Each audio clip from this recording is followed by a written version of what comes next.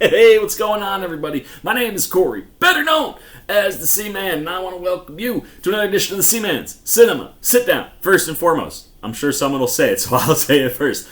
Looks to be new glasses on my face. Ooh, C-Man got new glasses. Fact of the matter is, I left my Oakleys at my girlfriend's house last night, and I don't feel right on camera doing C-Man stuff without my glasses. It's kind of part of the identity.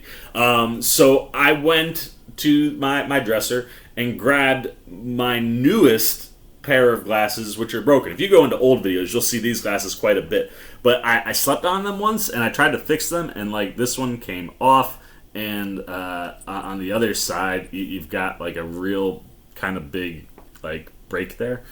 So these are broken, new like these are my newest glasses, but they're broken.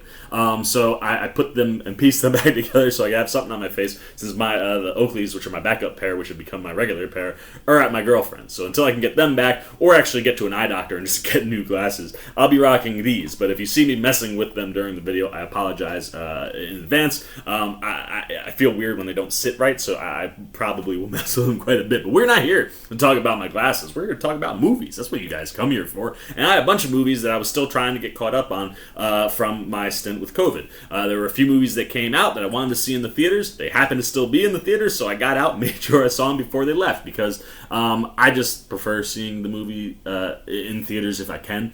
And specifically a movie like this, that's action-oriented, really has martial arts at the core of it. I prefer to see that on the big screen, because you can pick up more, you see more. I think it's easier to appreciate the choreography and really see it working well when you're looking at it on the big screen. So I was pumped to go see this movie because it has all those things, and the trailer just looked really dope, and I'm a big Henry Golding guy, so I was pumped until I left the movie, because this one doesn't quite hit for me, which is really unfortunate. I'm interested in the universe, but the movie in particular is a little bit of a letdown. What am I talking about? Why don't you pull up a chair, take a seat, we're getting ready to dive in spoiler-free into Snake Eyes, G.I. Joe Origins. And first and foremost, much like my He-Man review, I need to point out that I'm not a G.I. Joe guy. That was not the toys that I played with. I didn't play with G.I. Joes. I didn't watch the cartoon. I didn't really even pay any attention to the cartoon or the universe until I got to college. And people were like dubbing the cartoon where it was like, pork chop sandwiches, like... That was my way into G.I. Joe, so not really my thing. Not that I have anything against it. I've seen all the live-action movies, and they're alright. But this one got me excited, because, Snake Eyes is a big, fan favorite, so anytime you can give, like, an origin story to a fan favorite character, like, that's really cool. And I love Henry Golding, and when I saw these trailers and just everything that was going on with the movie, I was like, I think this is gonna hit, man. Like, Henry Golding's really good. It looks like he's doing a lot of the action. The action looks like it's gonna be really well choreographed. And it just felt like a movie that would work. And unfortunately, it doesn't. And it doesn't work mainly because of its director. I'd have to say that I personally, I think, like just about all the performances here. And I think that there's some really good choreography in here somewhere. It's just you don't necessarily see it. And that's where my issue stems. And that's how director Robert Schwentke handled this one. I just didn't think he did the action well at all. The movie, personally, I don't think really has, like, a particular style, and it doesn't, like, make any strong decisions from behind the camera for me. There are some wonderful set pieces. The set design and production design is excellent, but I didn't think Schwentke really had an identifiable style. He didn't have strong camera movements, and he murdered the movie. A combination of him and whoever was editing this thing.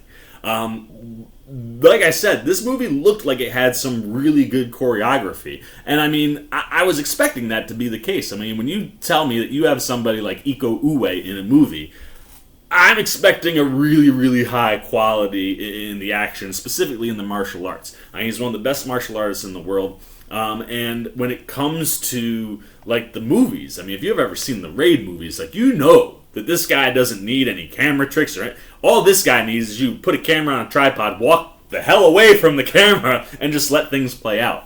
And Schwentke and the editing here, it just edits around this choreography as if it's bad. And I know for a fact that it definitely isn't when Iko Uwe is doing things, because that guy doesn't miss. And from what you can see, sometimes from wide shots, sometimes you gotta like just really, really focus as they cut around the action to try to pick up on things. And from what I see and what I know from hand-to-hand combat, like, it looked like the choreography was really good. I just wish I could have seen it.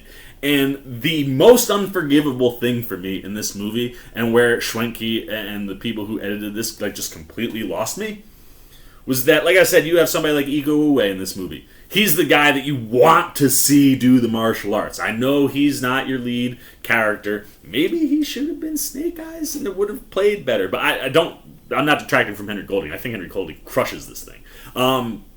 But, like, as excited as I was to see Golding do some stuff, I'm sure he had a stunt double. I know Iko Uwe is gonna just rock this thing. And they literally tease him getting to take on, spoilers, about 10 to 15 people.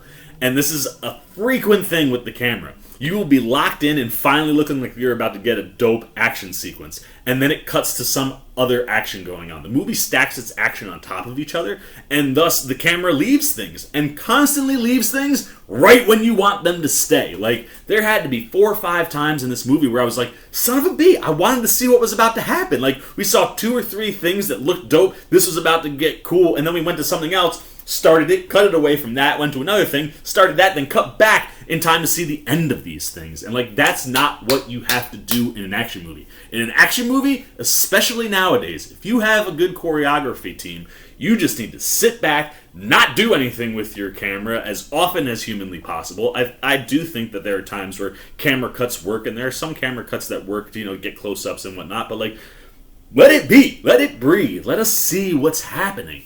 And that just doesn't happen in this movie. And that Uwe scene, like, they teed up like 10, 15 dudes, and he's about to take him on. And you see him do like the first 2 things, and you're like, all right, man, like, whatever this movie's been doing, like, this is the moment that I've been waiting for. And they literally cut away. And when they come back, he has a giant axe thing in his hand. Spoilers. Does like 1 spin move with it, and then that's it. The scene's over.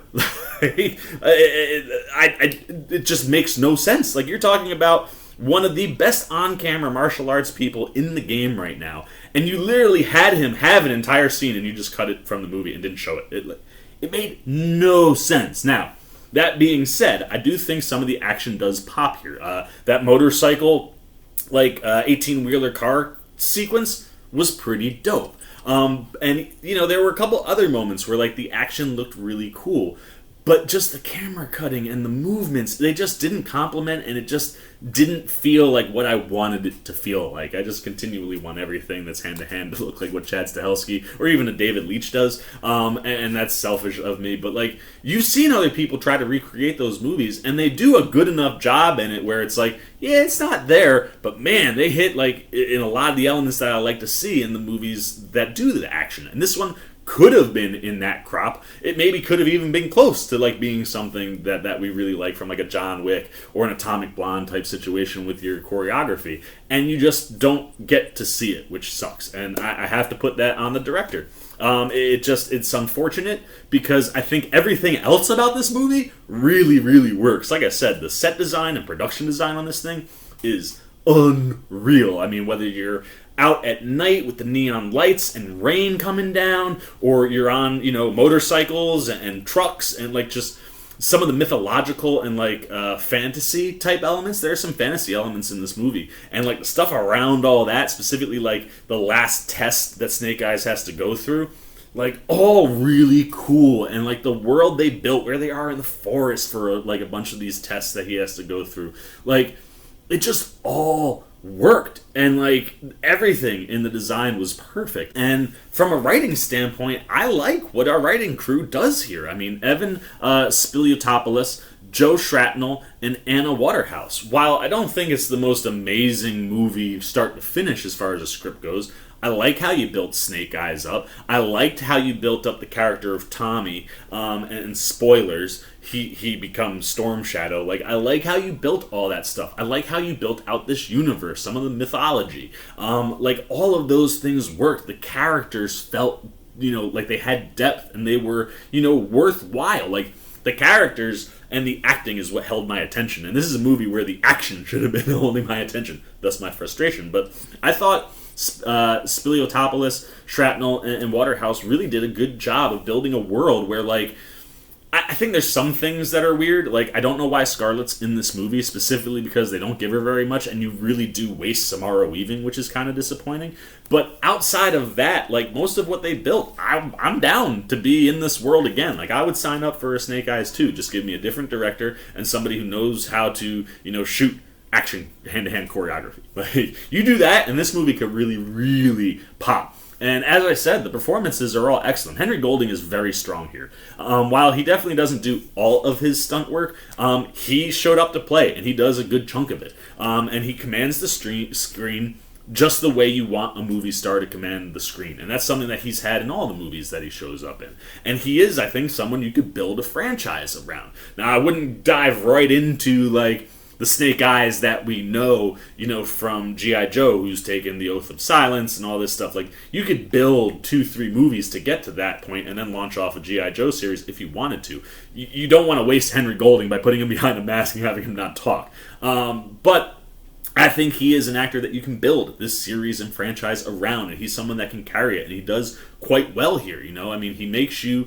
understand and feel for Snake Eyes, while at the same time, he keeps you on your toes and guessing. Like, there's a good chunk of the movie where you're not entirely sure which way Snake Eyes is going to fall in certain moments. And watching him become the character that he becomes by the end of the movie, when he finally, like we've seen in the trailer, gets the suit. Like, spoilers, it's at the end of the movie, but I think if you watch those trailers, you know that was going to be the end of the movie. But I think he earns that suit by the end, and I like the story that they told, and I thought he crushed it. Andrew Koji, who plays Tommy, is kind of like a faux brother, so to speak, for Snake Eyes, and I love their relationship. I love how they built up Tommy, and specifically built up Tommy within his family that he brings Snake Eyes into, and just how you build that character to become Storm Shadow and start to separate away from that, and go to the bad side of things as Snake Eyes lands in the good side of things. I just thought that they did that really well from a writing standpoint, and Koji just crushed it. Like, I thought he really popped on screen. He also crushed with his action. Some of the sword fighting stuff, specifically that he does, really popped. And again, it was something where it's like, I wish you would just sit back and let me see, like, an extended sequence once in this movie. The amount of times they started things where I was like, this is going to be really cool, and then it was like, oh, now it's gone. And Koji really popped on screen in those. Specifically, that night scene that we've seen where he's on the rooftops in the all white with the rain coming down. Spectacular stuff. I also really enjoyed Haruka Abe, who kind of plays the third character in this trio from this family. Someone else that Tommy brought in, and you have to kind of pass some tests to become part of the family, and she's done that. And she plays Akiko, who is kind of a love interest for Snake Eyes, but not really. Like, there's definitely chemistry and sparks there, but it never really goes that route. But how she challenges him and helps him throughout the movie, and where she lies as things kind of happen, I just really liked what Abe brought to the plate. And the same goes for Takahiro Hira, who plays Kenta. He's the leader of the Yakuza. And I really liked also his storyline, how that plays into Snake Eyes' storyline, and how Hira plays the villain here. Like, I thought he played Kenta quite strong, and he brought a lot more life to that character than you might have gotten from somebody else. And it made you, feel threatened at times. Like, he was definitely a threat, specifically at the end of the movie. And he just carried himself and played himself exactly how you would want, like, the leader of the Yakuza to function. And I thought he was really, really good. I love Iko Uwe. I'm pretty sure Iko Uwe did some really cool stuff in this movie, but we don't really get to see any of it, which is really, really disappointing. And I don't understand, because I think he's charismatic, I think he works on camera, and he certainly works from the action side. Like, this is a guy who should be popping and being in front of the camera more. And while I knew he wasn't going to be in it a lot as Hardmaster, it was one of these, like, you're part of the training of Snake Eyes. And they do have, like, a cool opening training sequence. It's the first test of these 3 tests that he has to take. I thought that was really cool. But again, like, if you have Iko Uwe in a movie, I'm here for the action. And much like that one that he did with Mark Wahlberg. I can't remember the name of it, but it was like Wahlberg, I think Ronda Rousey was in it. Same thing. It was like when he was in the movie doing stuff, they're cutting around his action. It's like, this is a guy where you don't need to do that. So I felt bad for him, because he should have popped big time in this movie, and the movie just decided not to let him. I did also think, though, that the other master, blind master, who gives you your second and leads you into the third test, Peter Mensa, does a phenomenal job. His character was really cool, and how he functions and just how he carries himself, like, just really popped on screen for me. And every time he was doing something, I was totally here for it. He gets, like, a badass moment, which you could have extended and made even more badass, but, like, in the moment that it happens, I was like, yes, Peter Mensa, get it. As I said, Samara Weaving is in here, not really utilized correctly, not really utilized at all. I thought she did the best with what she had, and she did make certain elements work that weren't working elsewhere, specifically like the quips and kind of, you know, some of her banter, but really, really wasted. Like, I'm not sure why they brought her into this movie at all, which, again, I was kind of disappointed for Samara Weaving, because she's another person who should always pop on screen, and for me, she always does. And last but not least, Ursula Corbero, who plays the Baroness. Wow. Like, outside of your main cast, she was the biggest and most wonderful surprise in the movie. I'm not familiar with Corbero, but wow, man. Like, she just captures your attention on screen and just demands that you pay attention to her. Just the way she carries herself, her look, like the style and the costume and just the overall look to the Baroness was just so striking, and Corbero certainly brought a lot of the striking to that. And just the way she carries herself, the way she handles herself, she does have, like, some of the more fun stuff, at least for Samara Weaving, came with the Baroness, and there's a little back and forth with her and Scarlet that's fun, but she, like, put Ursula Corbero in more things, man. She was really, really good. Like, one of those, I didn't know anything, caught me by surprise, and now I'm like, tell me everything. Like, it was, she was awesome. And again, small role, but does a lot with it every time she's on screen. So you put all of this together, and this is a movie that should have worked, that should have been super successful. But I really do think that, director Robert Schwenke just shoots himself in the foot here. The editing around the action is horrible. And, like, that's the thing that needs to pop in this movie. Especially when the world building and the story and the acting are popping. You give me the action that we're looking for, and this thing is a no-brainer. So that was super disappointing for me. And that's really all I got to say, which means it's time for a score. So why don't we get the old C-Maniacs up? There they are. This will be short and sweet, man. Like I said, phenomenal acting start to finish. I think Henry Golding is a superstar. I think he is a guy that you could build a franchise around. I want to see more of him as Snake Eyes.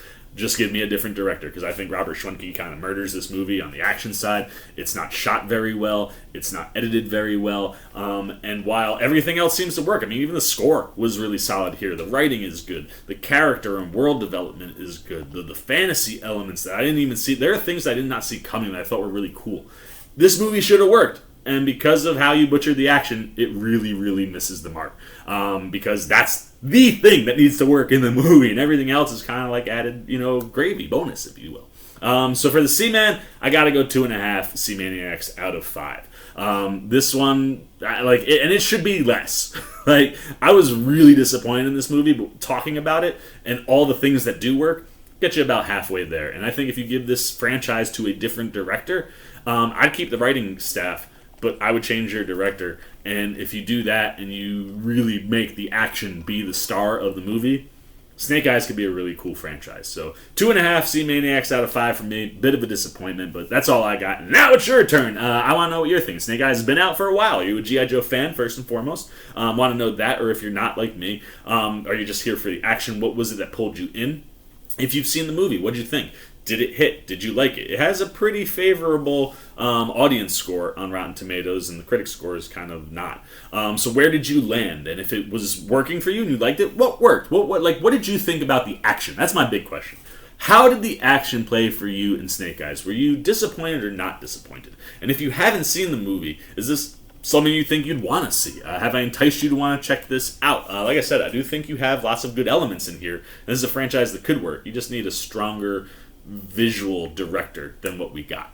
So let me know everything you're thinking, good, bad, indifferent, about Snake Eyes down below in the comments section. Look forward to talking to you down there. As always, if you enjoyed this video, please give me a thumbs up. And if you're new, you want to come hang out with the C-Man anytime. We're talking movies, TV, trailer, reactions. You dig what I'm doing. You want to show a little love, support. You haven't? Well, come. Join C-Maniac Nation. It's a pretty dope crew to be with. And you can do that by jumping over there, hitting that subscribe button, hit that little bell if you want those alerts. And until next time, for the C-Mans, Cinema, sit down! I've been the Seaman. I'm signing off. Peace. Oh, hey, what's going on? You must be sticking around because you're looking for more content featuring this guy. Well, guess what? You're in the right place. You can check out more videos right here and right here. And if you have and you want to come join that Sea Maniac Nation, you can hit that subscribe right over there.